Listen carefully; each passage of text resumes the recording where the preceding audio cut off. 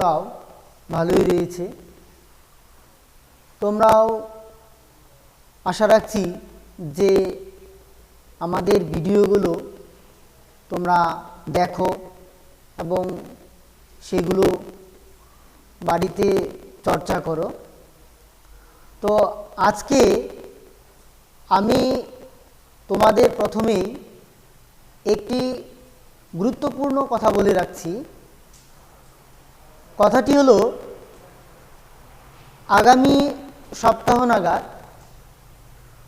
তোমাদের একটা পরীক্ষার ব্যবস্থা করা হয়েছে।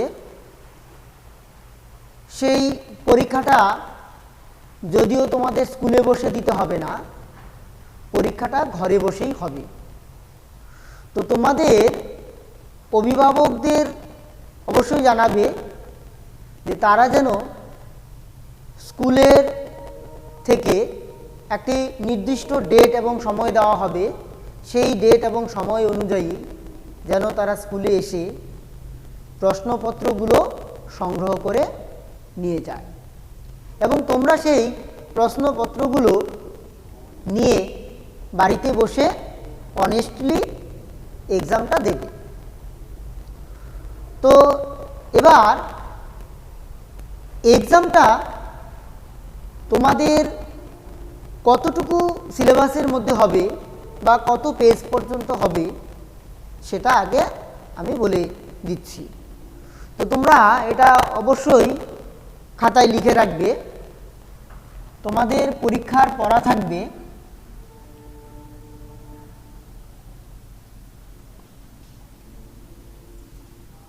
পরীক্ষার পড়া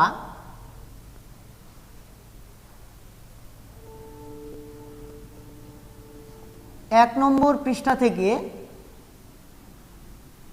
53 মানে 53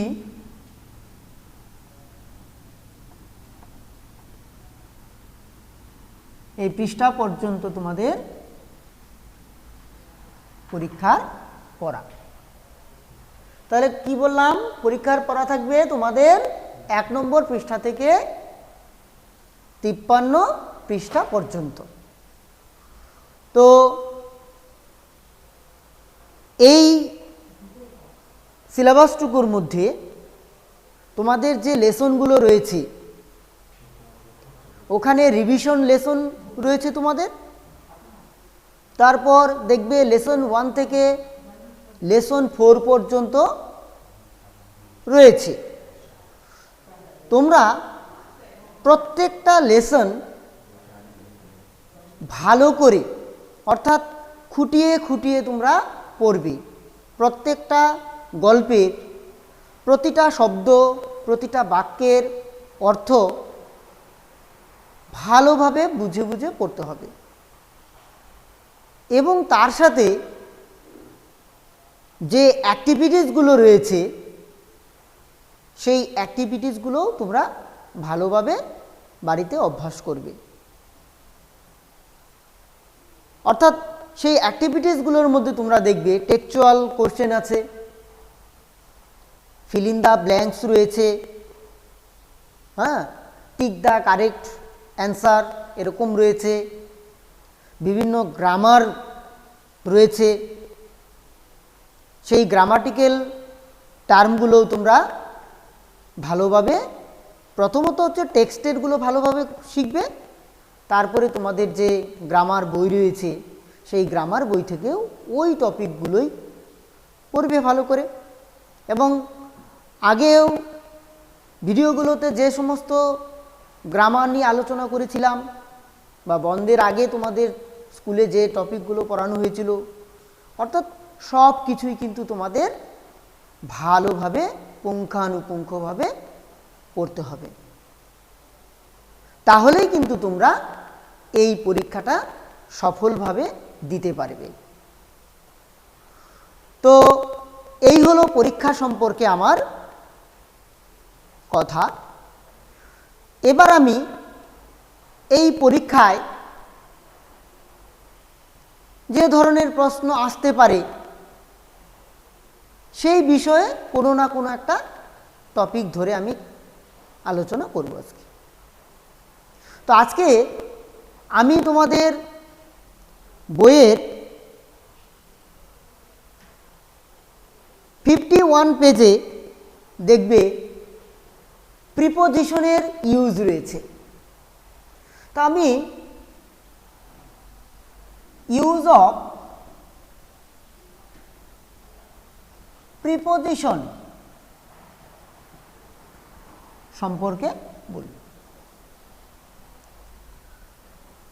তো এখানে প্রথমেই এই যে প্রিপোজিশন যে ওয়ার্ডটা পেলাম, এটা কিন্তু হচ্ছে একটা পার্টস অফ স্পিচ।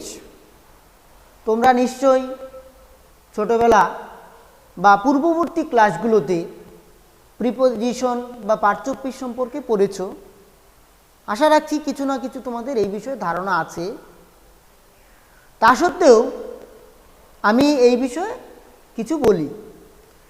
এখানে দেখো প্রিপোজিশন, এই যে শব্দটা, এটাকে যদি আমরা ভাঙি, কি রয়েছে? প্রি। প্রি মানে হলো আগে, আর পজিশন, এই পজিশন কথাটার অর্থ হলো অবস্থান। বুঝতে পারলে? প্রি মানে আগে, পজিশন মানে অবস্থান। অর্থাৎ যে শব্দ বা যে শব্দগুলি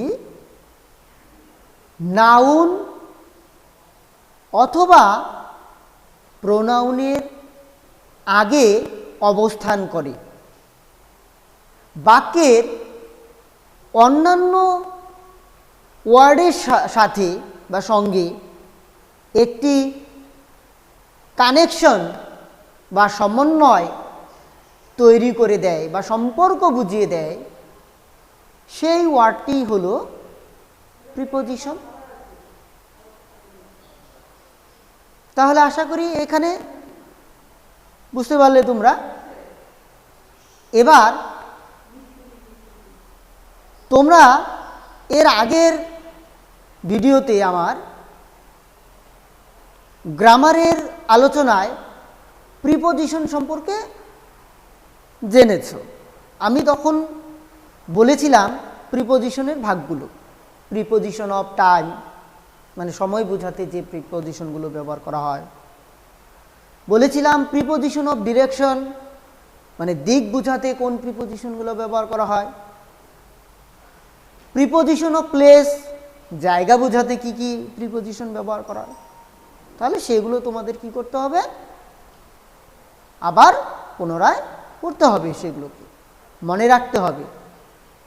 এগুলো আমাদের খুবই দরকারি বিষয়।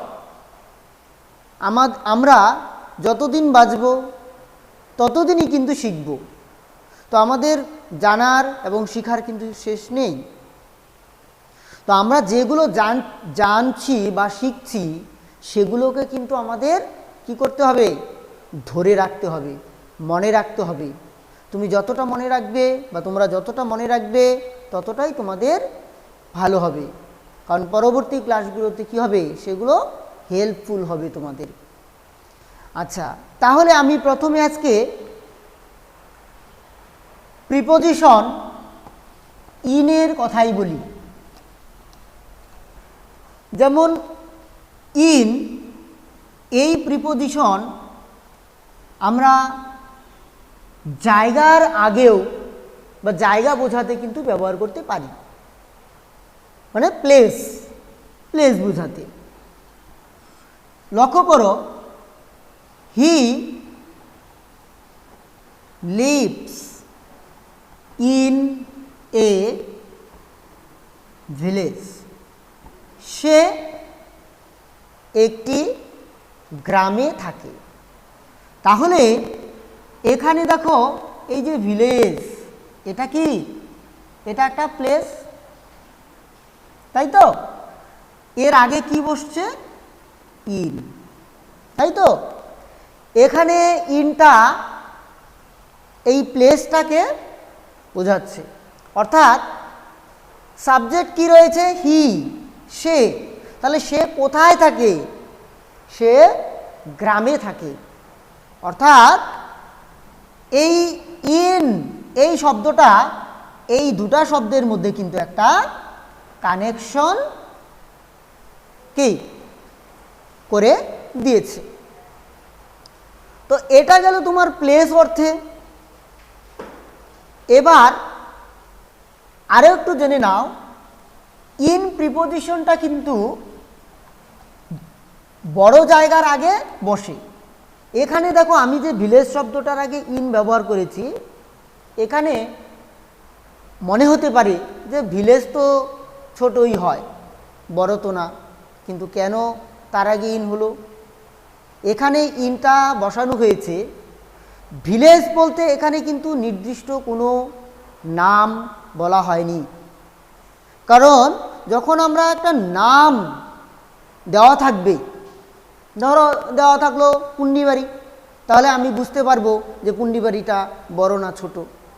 কিন্তু যখন ভিলেজ শব্দটা থাকবে, সেটা বড় হতে পারে বা ছোটও হতে পারে, অর্থাৎ অনির্দিষ্ট, সেই ক্ষেত্রে কিন্তু আমরা ইন ব্যবহার করতে পারি।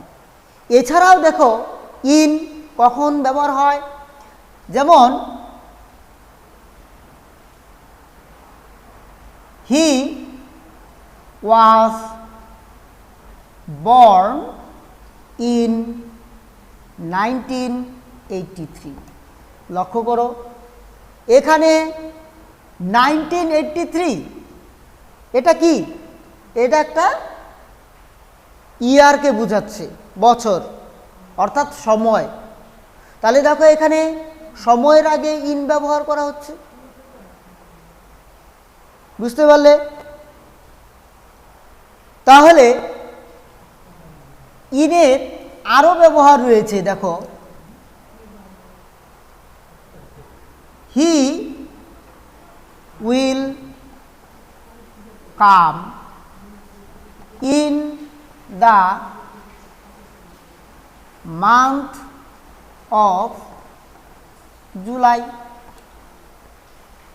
হি উইল কাম, সে আসবে, in the month of July, July মাসে। অর্থাৎ এখানে দেখো মাসের আগে কি হচ্ছে? ইন ব্যবহার করা হচ্ছে।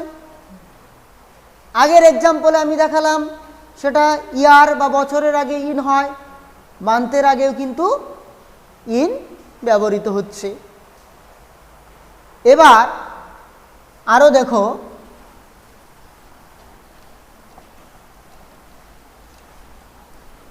এবার বলছি অ্যাট। এই যে অ্যাট, এটাও কিন্তু একটা প্রিপোজিশন।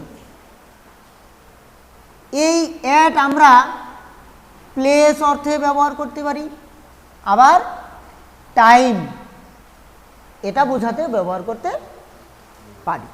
কীরকম? I live at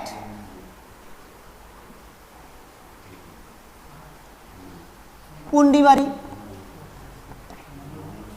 I live আমি বাস করি বা আমি থাকি, অ্যাট পুন্ডিবাড়ি, পুন্ডিবাড়িতে। তাহলে এখানে পুন্ডিবাড়ি এটা একটা ছোট জায়গা, সেই অর্থে এখানে অ্যাট ব্যবহার করা হলো। তাহলে এটা কি? এই যে তোমাদের বললাম প্লেস অর্থে ব্যবহার হয়, তার মানে এখানে প্লেস অর্থে কিন্তু ব্যবহার হয়েছে। এবং এ প্রিপোজিশনটা কি করছে? পুন্ডিবাড়ি এবং আই, এই যে সাবজেক্ট এবং এই অবজেক্ট, তার মধ্যে কিন্তু একটা সম্পর্ক স্থাপন করছে। এবার লক্ষ্য করো, এবার আমি টাইমিং বোঝাতে ব্যবহার করব। We slip at night. তাহলে এখানে দেখো উই স্লিপ আমরা ঘুমাই, অ্যাট নাইট রাতে বা রাত্রিবেলায় ঘুমাই। তাহলে এই যে নাইট, ঠিক আছে, আর এখানে দেখো উই, এটার সাথে কিন্তু একটা সম্পর্ক বুঝিয়ে দিচ্ছে অ্যাট প্রিপোজিশন। আর নাইটটা কি? সময় বোঝাচ্ছে। তাহলে এখানে অ্যাট সময় বোঝাতে ব্যবহার হলো। আচ্ছা, আরও লক্ষ্য করো, এবার আরো উদাহরণ দিচ্ছি তোমাদের।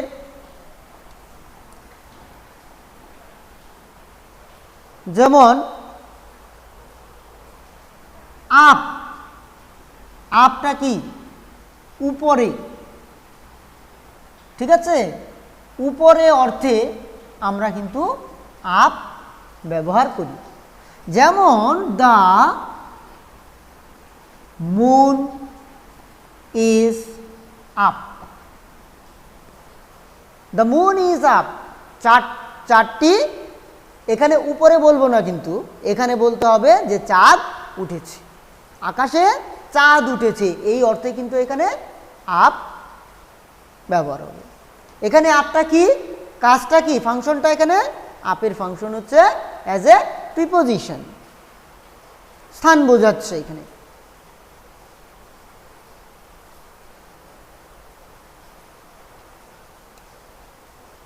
এরপর অন, অন এটা আমরা প্লেস বোঝাতে ব্যবহার করতে পারি, আবার এটা টাইমিং এ বোঝাতেও কিন্তু ব্যবহার করতে পারি। যেমন আমরা বলছি, একটা এক্সাম্পল,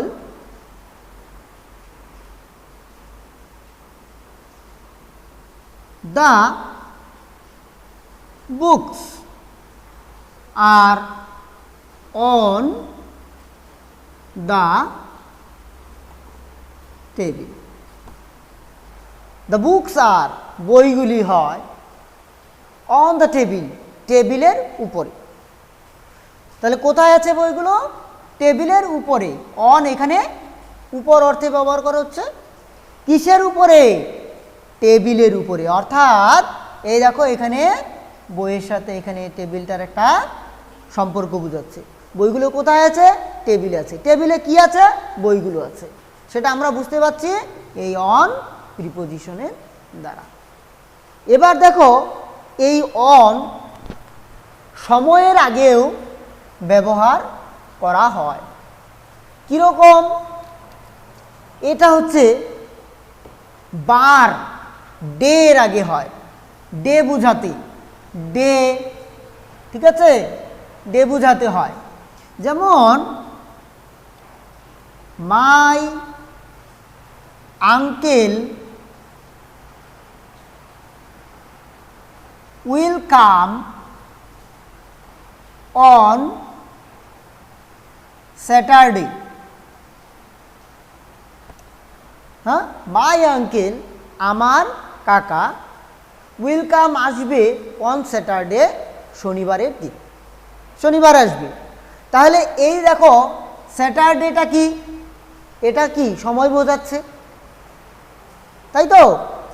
তাহলে সময়ের আগে দেখো অন বসেছে, ঠিক আছে।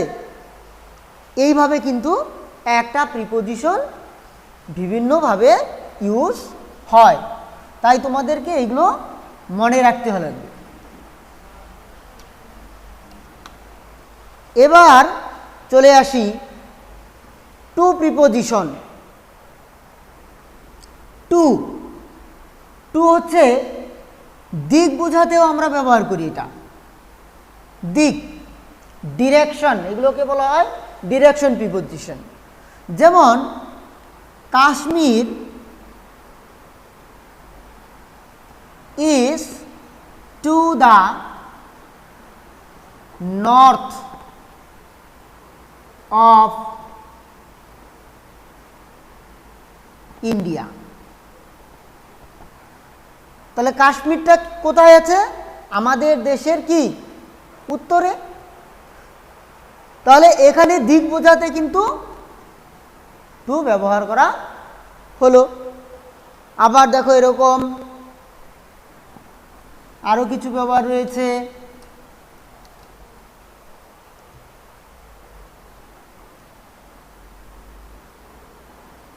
We are going to school, আমরা স্কুলে যাচ্ছি, তাহলে এখানে দিক বোঝাতে কিন্তু টু ব্যবহার করলো। আচ্ছা, তাহলে এই প্রিপোজিশনগুলো তোমরা তোমাদের বইয়ের যে 51 পেজে রয়েছে বললাম, এই প্রিপোজিশনের ব্যবহারটা কিন্তু তোমরা ভালো করে শিখবে। এছাড়াও তোমাদের আরও কিছু শিখতে হবে, যেমন ধরো অপোজিট ওয়ার্ড, অপোজিট ওয়ার্ড বা বিপরীত শব্দ, যেমন কমনলি আমরা ইউজ করি, যেমন বলছি আমি, ধরো ওল্ড এরকম যদি থাকে, তাহলে ওল্ডের অপোজিট আমরা কি লিখব? ইয়ং লিখব, তাই তো? ওল্ড বৃদ্ধ, ইয়ং যুবক। এরকম যদি থাকে কাম, তাহলে তোমাদের লিখতে হবে গো। ব্ল্যাক, তাহলে কি হবে? হোয়াইট। এরকমভাবে কি করবে তোমরা, তোমাদের যে গল্পগুলো রয়েছে সেই প্রত্যেকটা গল্পের থেকে তোমরা কিছু বিপরীত, প্রত্যেকটার থেকে অন্তত 10টা 15টা এরকম করে বিপরীত ওয়ার্ড তৈরি করে শিখবে। এবার আমি আরেকটা জিনিস আলোচনা করি, সেটা হলো অ্যাডজেক্টিভ। অ্যাডজেক্টিভ, আচ্ছা, অ্যাডজেক্টিভটা কি? বাংলায় এটাকে বলা হয় বিশেষণ। তোমরা বাংলা গ্রামার নিশ্চয়ই জানো। অ্যাডজেক্টিভ মানে বাংলা এটাকে কিন্তু বলে বিশেষণ। তো adjective is a word, adjective হচ্ছে একটা শব্দ that describes a noun or pronoun. Adjective কি করে? নাউন বা প্রোনাউনের সম্পর্কে কিন্তু ডেসক্রাইব করে। যাই হোক, যেমন একটা উদাহরণ দিয়ে তোমাদের বুঝিয়ে দেই, he is an honest man. এখানে লক্ষ্য করো, ম্যানটা কি? এটা নাউন, তার আগে কি বসছে? অনেস্ট। তার মানে অনেস্টটা কে? লোকটা। তার মানে লোকটার সম্পর্কে কি? লোকটার সম্পর্কে ডেসক্রাইব করছে বা কিছু আমাদের ইনফরমেশন দিচ্ছে। কোন ওয়ার্ডটা? অনেস্ট। তার মানে এই অনেস্ট ওয়ার্ডটা হলো, এটা হচ্ছে অ্যাডজেক্টিভ। এটা কি? এটা হচ্ছে অ্যাডজেক্টিভ। আচ্ছা, তাহলে আশা করি একটা উদাহরণের মধ্যে দিয়ে সংক্ষেপে তোমাদের বোঝাতে চেষ্টা করলাম, বুঝলে আশা করি। তো অ্যাডজেক্টিভ এই বিষয়টা নিয়ে দেখো, পরীক্ষায় কিন্তু বিভিন্ন রকমভাবে প্রশ্ন হয়। কীরকমভাবে হতে পারে? বলতে পারে যে আন্ডারলাইন দ্য অ্যাডজেক্টিভস। কীরকম? Underline the adjectives. ধরো একটা সেন্টেন্স দেওয়া আছে, হি ইজ এ ক্লেভার বয়। তারপরে ধরো দেওয়া আছে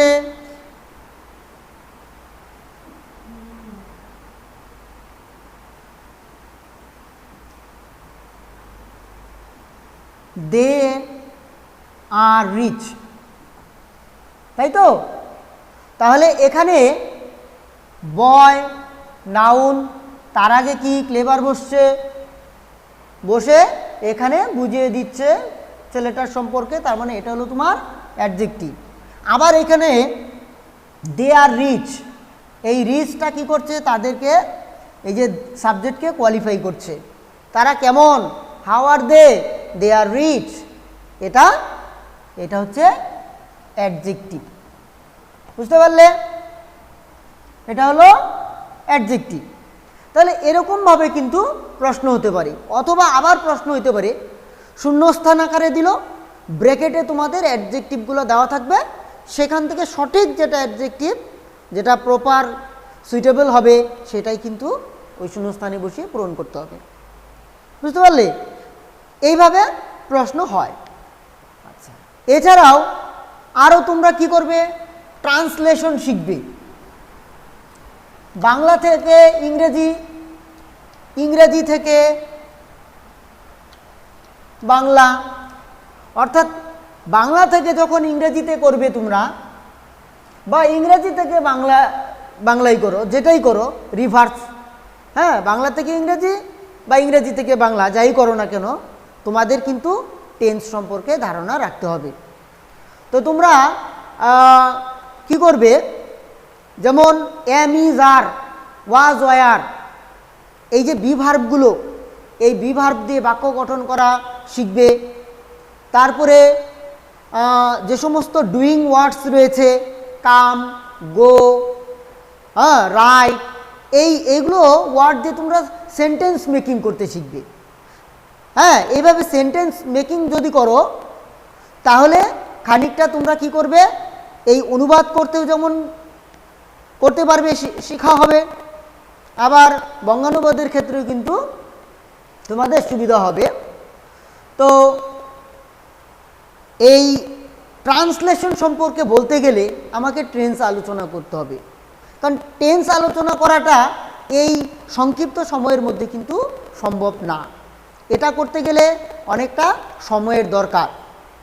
তো যাই হোক, আমি এই জন্যই বললাম যে তোমরা ওই বি ভার্বগুলো, হ্যাভ ভার্বগুলো দিয়ে তোমরা বাক্য রচনা করতে শিখবে, অ্যাকশন ভার্ব বা ডুইং ভার্ব দিয়ে বাক্য রচনা করতে শিখবে, তাহলে সেটা হেল্পফুল হবে।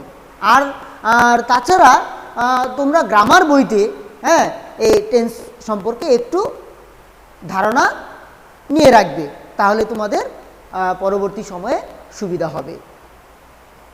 তো আজকে আলোচনা আমার এই পর্যন্তই। এর পরবর্তী ক্লাসে আবার তোমাদের যতটুকু সম্ভব আমি কোশ্চেন আনসার সম্পর্কে যে প্রশ্নগুলো থাকবে সেগুলো নিয়ে আলোচনা করব। তো তোমরা বাড়িতে অবশ্যই যে পড়াটা আমি বললাম পরীক্ষার জন্য 1 থেকে 53 পৃষ্ঠা পর্যন্ত, সেগুলো খুব ভালো করে পড়বে।